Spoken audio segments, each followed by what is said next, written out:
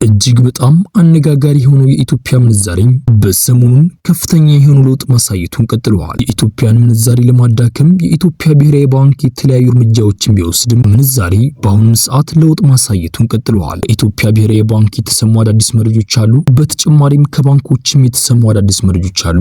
እነሱን በዝርዝር አብረን እንመለከታለን። በሰሞኑን ምንዛሬ ከምን ደረሰ ማለትም የጥቁር ገበያ ወይም ደግሞ የሐዋላ ምንዛሬና እንደዚሁም የባንኮች ምንዛሬ ዋጋትምን በተጨማሪ ግል ምንዛሬ ቢሮዎች በዛሬው ዕለት ከምን ደርሰዋል በዚህ ቪዲዮአችን አንድ በአንድ አብረን እንቃኘዋለን። ሰላም ጤና ይስጥልን ክቡራትና ክቡራን አድማጭ ተመልካቾቻችን እንደምን አላችሁ እንደምን ቆይታችኋል? ዛሬ መጋቢት 14 2018 ያለውን የጥቁር ገበያ ወይም ደግሞ የሐዋላ ምንዛሬና እንደዚሁም የባንኮች ምንዛሬ ዋጋትምን በተጨማሪ የግል ምንዛሬ ቢሮዎች በዛሬው ዕለት በስንት ይገዙ ነው በስንት ይሸጡ ነው የሚለው መረጃ በዚህ ቪዲዮአችን በዝርዝር አብረን እንቃኘዋለን። በዛሬው ዕለት በጥቁር ገበያ ወይም ደግሞ በሐዋላ ምንዛሬ የ14 ሀገራቶችን ምንዛሬ ዋጋትምን በተጨማሪ በባንኮች ደረጃ ደግሞ የ6 ባንኮችን ምንዛሬ ዋጋትምን ከ6ቱ ባንኮች አሪፍ ምንዛሬ የሚገኘው ባንክ የትኛው ባንክ ነው የሚለው መረጃ በዚህ ቪዲዮአችን አንድ በአንድ አብረን እንመለከታለን። እንደዚሁም በግል ምንዛሬ ቢሮዎች የ6 ሀገራቶችን ምንዛሬ ዋጋትምን በዛሬው ዕለት ጨምረዋል ወይስ ቀንሰዋል የሚለው መረጃ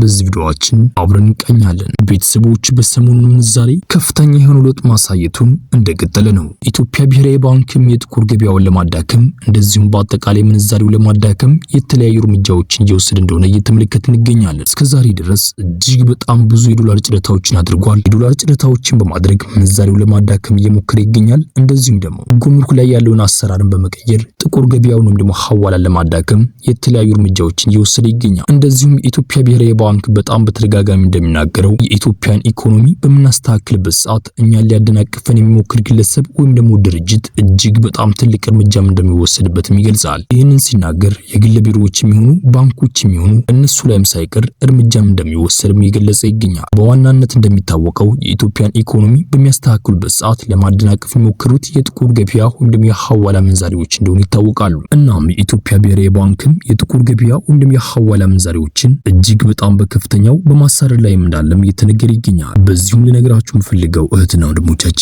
ገንዘባችሁን በምትልኩበት ሰዓት በጣም ጥንቃቄ አድርጋችሁ መላክ አለባችሁ። ኢትዮጵያ ብሔራዊ ባንክ እጅግ በጣም ትልቅ እርምጃዎችን እየወሰደ ይገኛል። እንደዚሁም ደግሞ ጉምሩክም አሰራሩን ስለቀየረ ገንዘባችሁን ከተለያዩ ሀገራት የምትልኩትና ወንድሞቻችንም እንደዚሁም ነጋዴዎችም በጣም ጥንቃቄ ማድረግ እንዳለባችሁ በዚሁ ልነግራችሁ ፈልጋለሁ። ቤተሰቦች በመግቢያው ላይ እንደነገርኳችሁ ስለ ባንኮች አዳዲስ መረጃዎች አሉ ብያችኋለሁ። እነሱንም በዝርዝር አብረን እንመለከታለን። ባንኮች በውጭ ሀገራት ለሚገኙና እንደዚሁም በኢትዮጵያ ውስጥ ለሚገኙ ኢትዮጵያውያን የዶላር አካውንት እንደዚሁም ደግሞ ማስተር ካርድና የቪዛ ካርዶችን እንድታገኙ የተለያዩ ስራዎችን እየሰሩ እንደሆነ እየተነገረ ይገኛል። አንዳንድ ባንኮች መስጠት እንደጀመሩ እየተገለጸ ይገኛል። ቤተሰቦች በዚሁ ልነግራችሁ ፈልገው በጣም ብዙ እህትና ወንድሞቻችን በኮሜንት ላይ እንደተመለከቱት ከሆነ ገንዘባችንን ተጭበረበርን እንደዚሁም ደግሞ ገንዘባችንን ተወረስን የሚል ብዙ ኮሜንቶችን እየተመለከትን እንገኛለን። ገንዘባችሁን ከመጭበርበርና እንደዚሁም ገንዘባችሁ ሳይወረስባችሁ እንዴት አድርጋችሁ መላክ እንዳለባችሁ በጣም በተደጋጋሚ በብዙ ቪዲዮዎች እንደነገርኳችሁ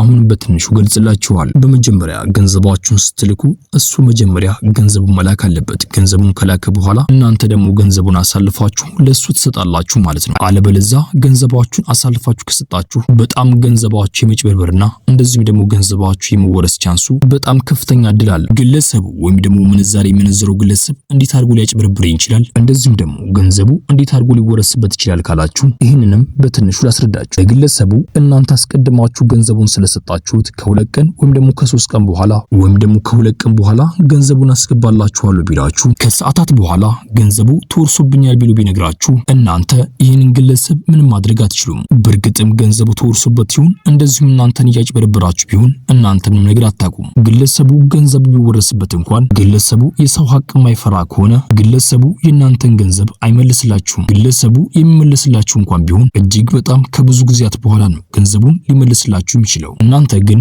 ገንዘቡን እሱ አስቀድሞ ካስገባላችሁ በኋላ እናንተ ደግሞ ገንዘቡን እዛው አሳልፋችሁ ትሰጣላችሁ። ይሄኔ ነው እናንተ ላትጭበረበሩና ገንዘባችሁ ሳይወረስባችሁ ወደ ራሳችሁ አካውንት እንዲገባ የምታደርጉ። አለበለዚያ እናንተ አስቀድማችሁ ገንዘባችሁን የምትሰጡ ከሆነ መጭበርበር ቻንሳችሁ ከ190% የመጭበርበር ቻንስ አላችሁ። እንደዚሁም ደግሞ በጣም ብዙ እህትና ወንድሞቻችን እያለቀሱበት የሚገኘው ነገር ገንዘባቸውን በሚልኩበት ሰዓት ገንዘባቸውን አጠራቅሙ የብዙ ወራት የ7 ወር የ8 ወር እንደዚሁም ደግሞ የ5 ወር አጠራቅሙ በአንድ ላይ ገንዘባቸውን ይልካሉ። ይሄ እጅግ በጣም ብዙ እህትና ወንድሞቻችን እያስለቀሰ የሚገኝ ነገር ነው። ገንዘባችሁን ስትልኩ በጣም በጥንቃቄ መላክ አለባችሁ። የ7 ወር ወይም ደግሞ የ5 ወር ከሆነ ለ5 ወይም ደግሞ ለ6 ካፍላችሁ ገንዘባችሁ መላክ አለባችሁ። ግለሰቡ ገንዘቡ ቢወረስበት እንደዚሁም ደግሞ በዚህኛው መንገድ ልካችሁ አካውንታችሁ ላይ ከገባ በኋላ ገንዘባችሁ የመወረስ ቻንስ ስላለው የዛኔ እንኳን እናንተ ልትጎዱ ስለምትችሉ ገንዘባችሁን ለ7 ወይም ደግሞ ለ5 ካፍላችሁ ስትልኩ ግን ገንዘባችሁ አንዱን የተወረሰው 4ቱ ወይም ደግሞ 5ቱ ከናንተ ጋር አለ።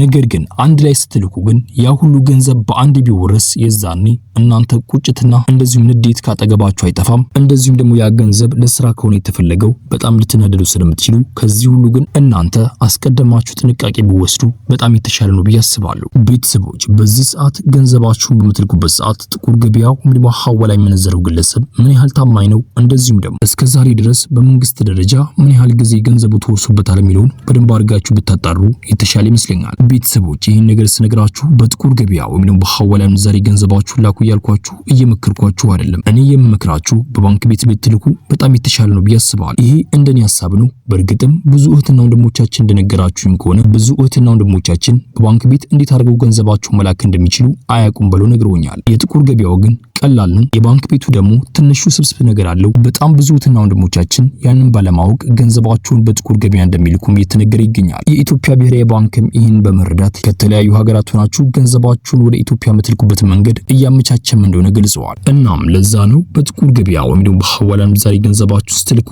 ምን ያህል ጥንቃቄ አድርጋችሁ መላክ እንዳለባችሁ የነገርኳችሁ የምገኘው። በጥቁር ገበያ ግዴታ መላክ አለብን ብለው የሚያስቡትና ወንድሞቻችን ስላሉ ገንዘባችሁን ሲልኩ እንዳይጭበረበሩና ገንዘባችሁ እንዳይወረስ ባችሁ ያክል ነው። እናም ቤተሰቦች ይህ ቪዲዮ ለሌላ ኢትዮጵያ ወገኖቻችን ይጠቅማል ብላችሁ ካሰባችሁ ይህን ቪዲዮ ሼር አድርጉላችሁ። እንደዚህም ደግሞ ቪዲዮ ላይክ በማድረግ ሌላ ኢትዮጵያ ወገኖቻችን ጋር ተደራሽ ማድረግ ትችላላችሁ። ቻናላችንን ሰብስክራይብ በማድረግ ቀጣይ የምለቃችሁ ቪዲዮዎች በፍጥነት እንዲደርሳችሁ ማድረግ ትችላላችሁ። እንደዚህም ቤተሰቦች ጥያቄ ካላችሁ በኮሜንት ላይ አሳውቁኝ። ስለ ምንዛሬ፣ ስለ ባንኮችም እንደዚህም ደግሞ ስለ ጥቁር ገበያ የሚሆን ጥያቄ ያላችሁን በሙሉ በኮሜንት ላይ አስፍሩልኝ። ቤተሰቦች አሁን ወደ ምንዛሬ ዋጋ እናልፋለን። አብራችሁን ቆዩ። በቅድሚያም የምናገኘው አንድ የአሜሪካን ዶላር በአሁኑ ሰዓት ላይ በጥቁር ገበያ ወይም ደግሞ በሐዋላ ምንዛሬ እየተመነዘረ የሚገኘው 192 ብር ከ39 ሳንቲም እየተመነዘረ ሲሆን 100 የአሜሪካን ዶላሮች ደግሞ 19239 ብር በኢትዮጵያ በጥቁር ገበያ ሐዋላ ምንዛሬ በዛሬው ዕለት ሲመነዘር ይውላል። የአሜሪካን ዶላርን በአሁኑ ሰዓት ላይ የኢትዮጵያ ንግድ ባንክ እየገዛበት ያለው ዋጋም 153 ብር ከ01 ሳንቲም እየገዛ ሲሆን እየሸጡበት ያለው ዋጋ ደግሞ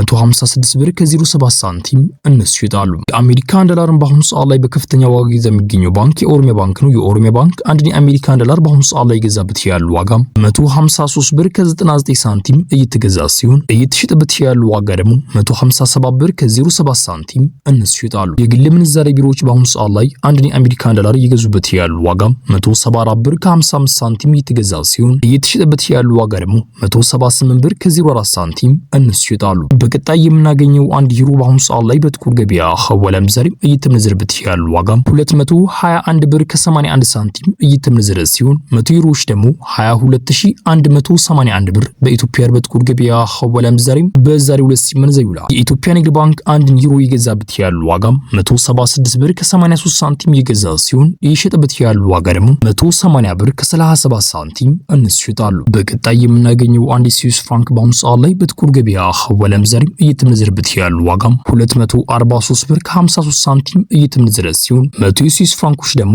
24353 ብር በኢትዮጵያ በጥቁር ገበያ ሐዋላ ምንዛሬ በዛሬው ዕለት ሲመነዘር ይውላል። በቀጣይ የምናገኘው አንድ ካናዳ ዶላር በአሁኑ ሰዓት ላይ በጥቁር ገበያ ሐዋላ ምንዛሬ እየተመነዘረበት ያለው ዋጋም 140 ብር ከ10 ሳንቲም እየተመነዘረ ሲሆን 100 የካናዳ ዶላሮች ደግሞ 14010 ብር በኢትዮጵያ በጥቁር ገበያ ሐዋላ ምንዛሬ በዛሬው ዕለት ሲመነዘር ይውላል። በቀጣይ የምናገኘው አንድ ፓውንድ ስተርሊንግ በአሁኑ ሰዓት ላይ በጥቁር ገበያ ሐዋላ ምንዛሬ እየተመነዘረበት ያለው ዋጋም 255 ብር ከ70 ሳንቲም እየተመነዘረ ሲሆን 100 ፓውንድ ስተርሊንግ ደግሞ 25570 ብር በኢትዮጵያ በጥቁር ገበያ ሐዋላ ምንዛሬ በዛሬው ዕለት ሲመነዘር ይውላል። የኢትዮጵያ ንግድ ባንክ አንድ ፓውንድ ስተርሊንግ በአሁኑ ሰዓት ላይ የገዛበት ያለው ዋጋም 200 ብር ከ79 ሳንቲም እየተገዛ ሲሆን እየተሸጠበት ያለው ዋጋ ደግሞ 204 ብር ከ81 ሳንቲም እነሱ ይሸጣሉ። የፓውንድ ስተርሊንግ በአሁኑ ሰዓት ላይ በከፍተኛ ዋጋ ይዛ የሚገኘው ባንክ የአባይ ባንክ ነው። የአባይ ባንክ አንድ ፓውንድ ስተርሊንግ በአሁኑ ሰዓት ላይ የገዛበት ያለው ዋጋም 209 ብር ከ46 ሳንቲም እየገዛ ሲሆን እየሸጠበት ያለው ዋጋ ደግሞ 213 ብር ከ65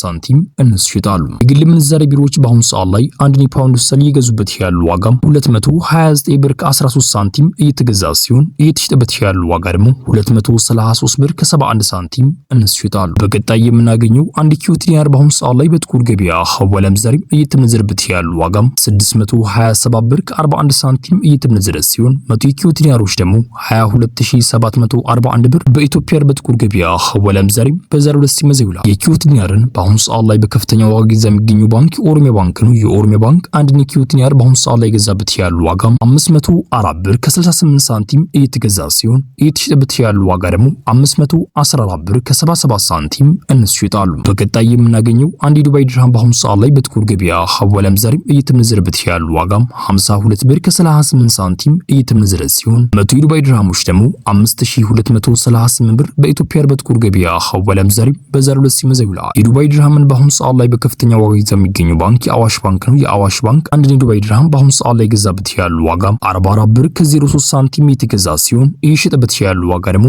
44 ብር ከ91 ሳንቲም እነሱ ይሸጣሉ። የኢትዮጵያ ንግድ ባንክ አንድ የዱባይ ድርሃም እየገዛበት ያሉ ዋጋም 41 ብር ከ66 ሳንቲም እየተገዛ ሲሆን እየተሸጠበት ያሉ ዋጋ ደግሞ 42 ብር ከ50 ሳንቲም እነሱ ይሸጣሉ። ግል ምንዛሬ ቢሮዎች በአሁኑ ሰዓት ላይ አንድ የዱባይ ድርሃም እየገዙበት ያሉ ዋጋም 47 ብር ከ17 ሳንቲም እየተገዛ ሲሆን እየተሸጠበት ያሉ ዋጋ ደግሞ 48 ብር ከ11 ሳንቲም እነሱ ይሸጣሉ። በቀጣይ የምናገኘው አንድ የሳዑዲ ሪያል በአሁኑ ሰዓት ላይ በጥቁር ገበያ ሐዋላ ምንዛሬ እየተመነዘረበት ያሉ ዋጋም 51 ብር ከ23 ሳንቲም እየተመነዘረ ሲሆን 100 የሳዑዲ ሪያሎች ደግሞ 5123 ብር በኢትዮጵያ በጥቁር ገበያ ሐዋላ ምንዛሬ በዛሬው ዕለት ሲመዘዝ ይውላል። የሳዑዲ ሪያልን በአሁኑ ሰዓት ላይ በከፍተኛ ዋጋ ይዞ የሚገኘው ባንክ የአዋሽ ባንክ ነው። የአዋሽ ባንክ አንድ የሳዑዲ ሪያል በአሁኑ ሰዓት ላይ የገዛበት ያሉ ዋጋም 43 ብር ከ09 ሳንቲም እየተገዛ ሲሆን እየተሸጠበት ያሉ ዋጋ ደግሞ 43 ብር ከ96 ሳንቲም እነሱ ይሸጣሉ። የኢትዮጵያ ንግድ ባንክ አንድ የሳዑዲ ሪያል በአሁኑ ሰዓት ላይ የገዛበት ያሉ ዋጋም 40 ብር ከ75 ሳንቲም እየተገዛ ሲሆን እየተሸጠበት ያሉ ዋጋ ደግሞ 41 ብር ከ56 ሳንቲም እነሱ ይሸጣሉ። የግል ምንዛሬ ቢሮዎች አንድ የሳዑዲ ሪያል በአሁኑ ሰዓት ላይ የገዙበት ያሉ ዋጋም 46 ብር ከ02 ሳንቲም እየተገዛ ሲሆን እየተሸጠበት ያሉ ዋጋ ደግሞ 46 ብር ከ94 ሳንቲም እነሱ ይሸጣሉ። በቀጣይ የምናገኘው አንድ ኦማን ሪያል በአሁኑ ሰዓት ላይ በጥቁር ገበያ ሐዋላ ምንዛሬ እየተመነዘረበት ያሉ ዋጋም 500 ብር ከ37 ሳንቲም እየተመነዘረ ሲሆን 100 የኦማን ሪያሎች ደግሞ 50037 ብር በኢትዮጵያ በጥቁር ገበያ ሐዋላ ምንዛሬ በዛሬው ዕለት ሲመዘዝ ይውላል። በቀጣይ የምናገኘው አንድ ጆርዳን ዲናር በአሁኑ ሰዓት ላይ በጥቁር ገበያ ሐዋላ ምንዛሬ እየተመነዘረበት ያሉ ዋጋም 271 ብር ከ39 ሳንቲም እየተመነዘረ ሲሆን 100 የጆርዳን ዲናሮች ደግሞ 27139 ብር በኢትዮጵያ በጥቁር ገበያ ሐዋላ ምንዛሬ በዛሬው ዕለት ሲመዘዝ ይውላል። በቀጣይ የምናገኘው አንድ ባህሪን ዲናር በአሁኑ ሰዓት ላይ በጥቁር ገበያ ሐዋላ ምንዛሬ እየተመነዘረበት ያሉ ዋጋም 509 ብር ከ66 ሳንቲም እየተመነዘረ ሲሆን 100 ባህሪን ዲናሮች ደግሞ 50966 ብር በኢትዮጵያ በጥቁር ገበያ ሐዋላ ምንዛሬ በዛሬው ዕለት ሲመዘዝ ይውላል። በቀጣይ የምናገኘው አንድ እስራኤል ሽቅል በአሁኑ ሰዓት ላይ በጥቁር ገበያ ሐዋላ ምንዛሬ እየተመነዘረበት ያሉ ዋጋም 61 ብር ከ09 ሳንቲም እየተመነዘረ ሲሆን 100 እስራኤል ሽቅሎች ደግሞ 6109 ብር በኢትዮጵያ በጥቁር ገበያ ሐዋላ ምንዛሬ በዛሬው ዕለት ሲመዘዝ ይውላል። ቤተሰቦች የዛሬው ምንዛሬ ዋጋ ይህን ምስል ነበር። ቤተሰቦች ቪዲዮ ከለቀቅን ከአንድ ወር በፊት ሆኖናል። እናም ቤተሰቦች ከዚህ በኋላ ግን በየቀኑ ቪዲዮ ለመልቀቅ እንሞክራለን። ቤተሰቦች እናንተም ደግሞ ቪዲዮ ላይክ ማድረግና እንደዚሁም ደግሞ ይህን ቪዲዮ ሼር በማድረግ ሌላ ኢትዮጵያ ወገኖቻችን ተደራሽ እንዲሆን ማድረግ ትችላላችሁ። አብሱም ደግሞ በውጭ ሀገራት ለሚገኙ ኢትዮጵያውያን ይህንን ቪዲዮ ሼር ብታደርጉላቸው ይጠቀሙበታል ብዬ አስባለሁ። እናም ቤተሰቦች ቻናሉን ሰብስክራይብ በማድረግ ቀጣይ የምለቃቸው ቪዲዮዎች በፍጥነት እንደርሳችሁ ማድረግ ትችላላችሁ። ምንዛሬው ላይ አዳዲስ መረጃ ካለ በዚሁ ቻናላችን ወደ እናንተ እናቀርብላችኋለን። ቤተሰቦች ቪዲዮ ላይክ ያደርጋችሁ ኢንሻአላህ በቀጣይ ቪዲዮ እስከምንገናኝ ቸር ቆዩልኝ።